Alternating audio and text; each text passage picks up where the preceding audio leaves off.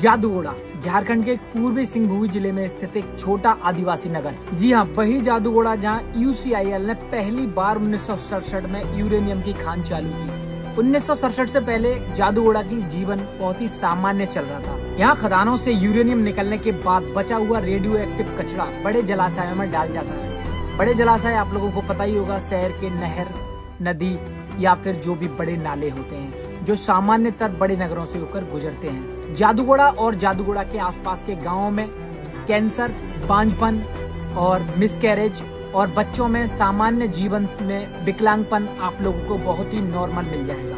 यहाँ पे हर दूसरा बच्चा विकलांग है और ज्यादातर झारखंड के मुताबिक यहाँ पे 30% मिसकैरेज ज्यादा बताया जाता है। ये एक नहीं, करीबन 10 से 20 रिपोर्टों में निकल के आ चुका है।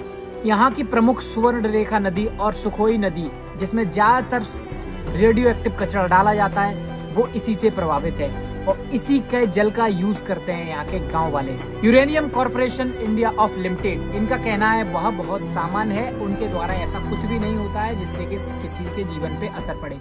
लेकिन यदि ऐसा है तो जादूगोड़ा और जादूगोड़ा के आसपास के लोगों के जीवन पे इतना कुछ प्रभाव क्यों पड़ रहा है? आज सिर्फ 9 देश हैं जहाँ पे न्यूक्लियर वेपन्स हैं, उनमें से एक इंडिया है। Wow, great, amazing. पर वो न्यूक्लियर पावर बनाने वाला यूरेनियम झारखंड के गांव से आ रहा है, जहाँ पे हर तीसरे इंसान को एक डिसेबिलिटी है। हम लोग जब वहाँ पे गए तो हमने देखा कि लोगों के पूरे स्किन में रैशेज हैं, फेस मेल्ट हो चुका है, आधे बच्चों को कॉग्निटिव डिसेबिलिटीज है। तो हमारे न्यूक्लियर पावर होने का भुगतान झारखंड का एक गांव जादूगोड़ा भुगत रहा है। क्यों वहाँ सामान्य जीवन नहीं है? क्यों वहाँ बांझपन, मिसकैरेज और कैंसर की शिकायत सबसे ज्यादा आती है? जो नगर या शहर हमारे देश को इतना कुछ दे रहा है, हम उसे बदले में ये दे रहे हैं। क्या हम उसका एक सामान्य जीवन भी नहीं दे सकते?